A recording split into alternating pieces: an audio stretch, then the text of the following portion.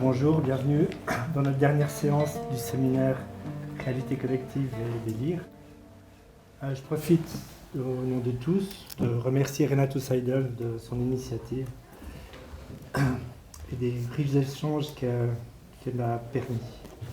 Lors de la dernière séance, nous avons reçu Nelson Feldman et Olga Sidiropoulou qui nous ont parlé de l'influence et de la référence. C'était l'occasion d'évoquer le délire de référence chez le jeune héros de la nouvelle Ciné-symbole de Nabokov et d'évoquer aussi les sœurs Papin, au sujet desquelles on garde les images glaçantes du film de Chabrol, La cérémonie, avec Sandrine Bonner et Isabelle Huppert. À notre grand plaisir, cette dernière s'invite à nouveau aujourd'hui dans un film que nous allons évoquer au sujet de notre invité. Donc j'ai le plaisir de vous présenter Antoine Jacou, dont je vais citer quelques-unes des activités. Celle de l'écrivain. En 2006, il publie En attendant la grippe aviaire et autres pièces chez Campiche. En 2023, avec Nicolas Fournier, Après l'averse, tableau de la catastrophe. Le dramaturge, je cite sa collaboration avec Denis Maillefer pour la compagnie lausannoise Théâtre en Flammes, sur des années 2000. Le scénariste, ses collaborations avec Ursula Meyer, des films primés, devenus célèbres, Home en 2008, présenté à Cannes avec le prix du cinéma suisse, et Isabelle Huppert, L'Enfant d'en haut en 2012, et récompensé au Festival de Berlin, plus récemment La Ligne en 2022. Et puis, voilà, toute cette œuvre, ces œuvres ont été, entre autres, couronnées du prix culturel vaudois de la littérature en 2013 et du prix d'honneur des Journées de Soleure en 2016. Voilà, c'est un très bref aperçu, je m'en excuse, et j'ai le plaisir de vous donner la parole. Bonjour, je ne m'attendais pas à commencer tout de suite et je ne sais pas par quelle parole commencer au fond. Oui, j'ai écrit et coécrit des films et j'ai écrit une série de pièces de théâtre, à commencer par En attendant la grippe aviaire. J'ai écrit une série d'adieux. J'ai écrit un texte qui s'appelle Au revoir, où c'est les adieux d'un père dont les deux enfants sont partis sur Mars. J'ai écrit un adieu à la neige qui s'appelle Des Alpes, et j'ai écrit un adieu aux bêtes en extrapolant la position antispéciste qui consiste à s'interdire tout rapport avec les animaux qui ne serait pas basé sur un consentement complet. Et donc j'ai essayé d'extrapoler au fond cette position ou cette posture dans un long monologue. Il est arrivé quand on me dit que j'avais un peu prophétisé certaines choses. C'est simplement, peut-être comme ancien journaliste, je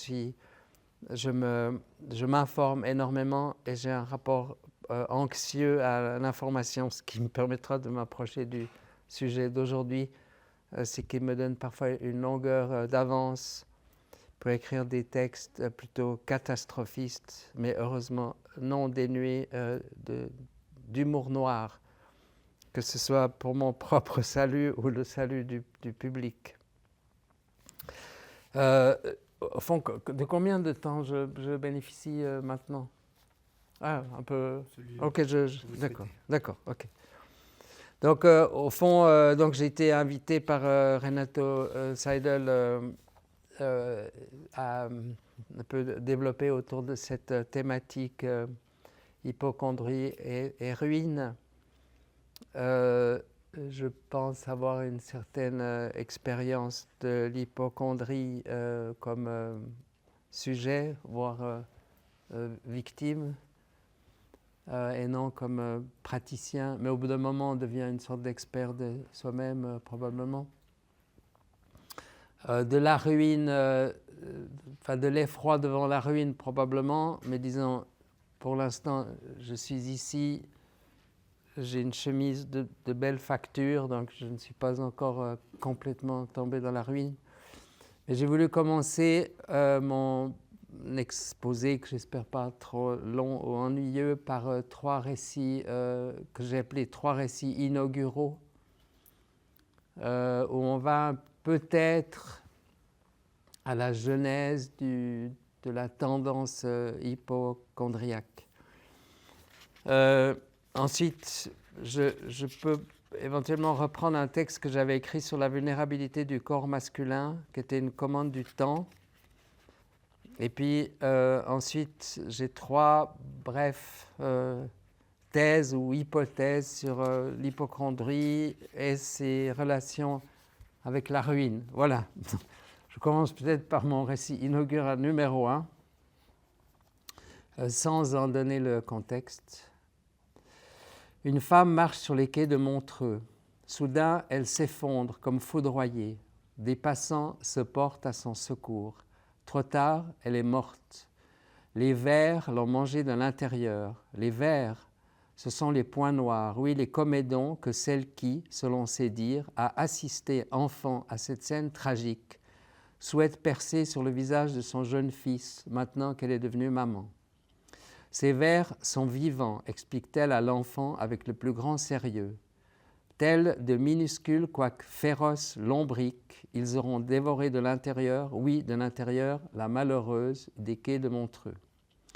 Voilà pourquoi il faut absolument que le petit garçon accepte sans rechigner, et malgré la douleur, que sa mère presse le port de la peau obstrué sur son nez. S'il refuse, il pourrait bien connaître le même sort que la morte des quais de Montreux, c'est même une certitude. Voilà le récit inaugural numéro 1. Récit inaugural numéro 2. Une VV coccinelle amène une famille dans un village du Valais pour quelques jours de vacances. Dans la voiture allemande trop étroite pour accueillir confortablement tout le monde, les adultes évoquent un enfant emporté quelques jours plus tôt par le tétanos. Seul le conducteur de la coccinelle, un autochtone, connaissait l'enfant. Les autres, lausannois, ne savaient rien de lui, mais affichent toutefois des visages de funérailles devant le récit de l'agonie de ce garçon. L'aîné des 2 enfants, assis sur le siège arrière, 8 ans peut-être, demande à ses parents ce qu'est le tétanos. Ce mot l'intrigue, il ne l'a jamais entendu, et les souffrances qui semblent consubstantielles à cette maladie l'inquiètent. Le père, employé dans une entreprise de transport, il peut être utile à ce stade de le mentionner, se lance dans une explication. La maladie mortelle s'attrape par contact avec des excréments d'animaux domestiques. Une simple éraflure sur les doigts permet à la bactérie de s'infiltrer dans le corps pour contaminer le sujet. Le défunt, fils de paysan, explique le père toujours, aura probablement touché une bouse de vache ou le crottin d'un mulet.